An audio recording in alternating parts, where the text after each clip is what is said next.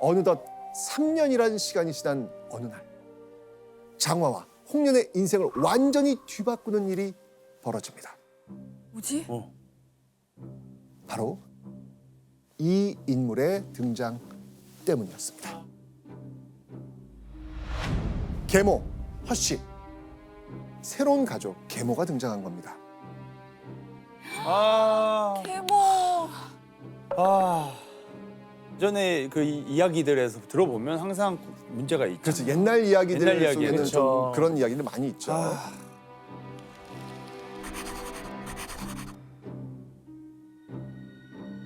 새어머니가 생겼다는 건 아버지 배무용이 재혼했죠. 재혼했다는 뜻이겠죠. 자, 이 계모의 등장에 장화 홍련의 심정은 어땠을까요? 너무 슬펐을 것 같은데요? 왜 갑자기 다른 사람이 엄마가 됐지라고 생각할 수 있을 것 같아요. 어려서 그걸 이야기도 쉽지 않을 수 있으니까.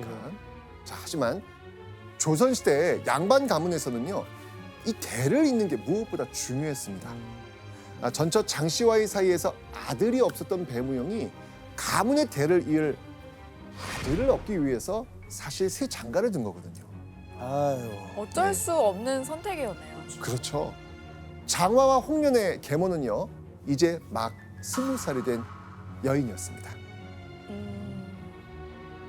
교수님, 이제 이 허 씨가 나이가 많은 이 배무용의 후초로 이렇게 시집 온 이유가 있겠죠? 네, 맞습니다. 조선시대의 재혼의 그 관습을 고려를 해보면 허 씨는 몰락한 사대부 집안의 여식이었을 것입니다. 당연히 경제적으로 궁핍했겠고 좋은 혼처가 들어오지 않았을 것입니다. 나이는 차지, 혼처는 들어오지 않지. 이런 상황에서 좌수의 부유한 집안 배무용에게서 혼담이 들어오자 아마 거절하기 어려웠을 것입니다.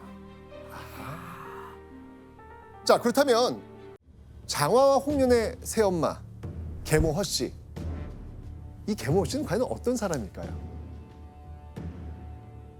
그게 진짜 어떤 사람인 거에 따라서 관건입니다. 정말 관건이죠? 큰일 날 수도 있는 거고 자, 모르겠네요. 장화 홍련 전에서는요, 허 씨를 이렇게 묘사합니다. 얼굴이 한자가 넘는 데다 두 눈은 퉁방울 같고 코는 질병 같고 입은 메기 같고 머리털은 돼지털 같고 키는 장승처럼 크고 목소리는 일이나 승냥이 소리 같았다. 입은 칼로 썰면 10사발은 될 만큼 길었다.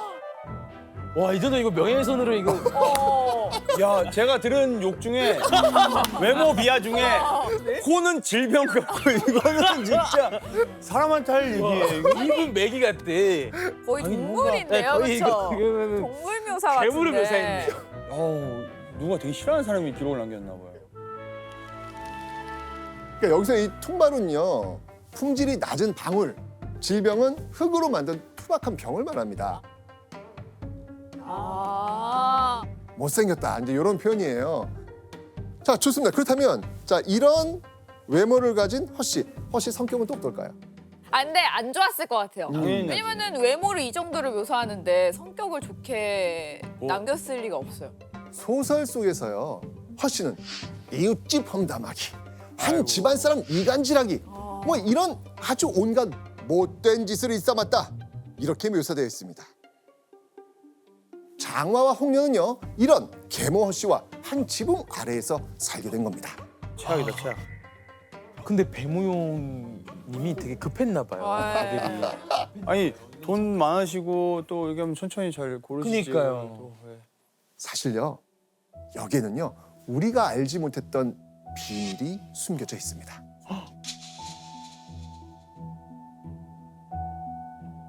현존하는 가장 오래된 장화 홍련전에서는요, 계모 허 씨의 못된 성격과 이런 외모 비하는 일절 언급되지 않습니다.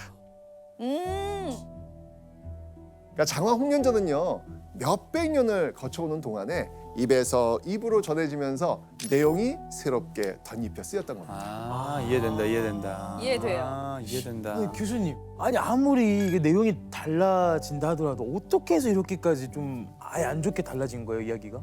네, 조선의 여성들은 일찍 결혼해서 출산하고 가사노동에 시달리다가 보니 일찍 죽는 경우가 많았습니다. 아. 그만큼 남성들은 재혼을 많이 했겠죠. 네. 그러면 여성들은 자기가 죽고 난 뒤에 홀로 남게 될 자식들을 걱정하게 되었습니다. 그래서 남편의 재혼에 대한 두려움, 그리고 계모에 대한 경계심, 이런 것들을 해소하기 위한 문학적 장치가 바로 악인 계모였던 것입니다.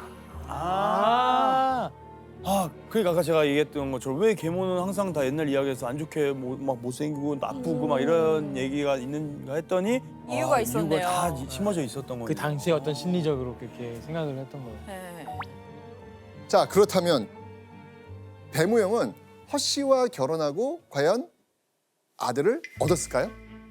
얻었을 것 같은데 되게 아니, 어렵게 얻었을 것 아니 같아요. 못 얻었을 것 같아요. 배무영은 아들을 얻습니다. 얻어. 배무영은요, 재혼한 지 1년도 안 돼서 첫 아들을 얻습니다. 태어난 아들의 이름은 장쇠. 이후에도요, 배무영과 허 씨 사이에서는요, 2명의 아들이 더 태어납니다. 아들만 아들 있으면 셋? 그렇죠. 와. 맞습니다. 와. 허 씨. 그리고 어느덧 시간이 흘러 장화는 20살, 홍련은 18살의 성숙한 여인으로 훌쩍 성장했습니다. 그런데 그런 장화와 홍련을 애타게 찾는 사람들이 생깁니다. 애타게 찾는 사람들? 누군지 한번 보시죠. 장화 자매의 이름이 원군에 선전되어 돈에 새가 다투어 구혼하였다. 장화 홍련의 이름이 근처 동네에 쫙 퍼졌고 평안도의 명망 높은 집안에서 서로 배무영의 집안과 혼삼에 있겠다면서 혼담이 쏟아진 겁니다. 좋은 일이다. 좋은 일이다. 그리고 이 배무영도 장화와 홍련을 위해서 좋은 혼처를 골라서 시집을 보내야겠다고 생각을 했죠.